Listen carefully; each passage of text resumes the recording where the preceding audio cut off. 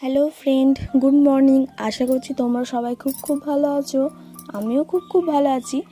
দিনটা ছিল তারাপীঠ যাওয়ার দিন। হঠাৎ করেই ঠিক হয়েছিল। আমি, বাবা, মা আমরা সবাই মিলে চলে গিয়েছিলাম।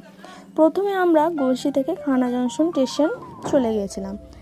তো ওয়েদারটা দেখো খুবই মনোরম ছিল। তো আমরা সেখানে গিয়ে রামপুরহাট স্টেশনে নেমে গেছিলাম। তারপর আমরা টোটো ধরে সোজা রুমে চলে গেছিলাম। রুমে একটু রেস্ট করে নেওয়ার পর আমরা আবার বেরিয়ে পড়েছিলাম তারাপীঠের মহাশ্মশানটা দেখার জন্য।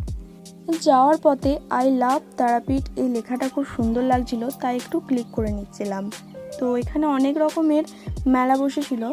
তো সেখানে মেলাতে অনেক কিছু আমরা কিনেও নিয়েছিলাম। মায়ের পিকচার, তারপরে সিঁদুর কৌটো, পেন এসব কিনে নিয়েছিলাম। তারপরে একটু ঘুরে টুরে নেওয়ার পর খেয়ে দিয়ে নিয়ে সেরকম আর ব্লগ করা হয়ে ওঠেনি। পরের দিন সকালে চান টান করে নিয়ে মায়ের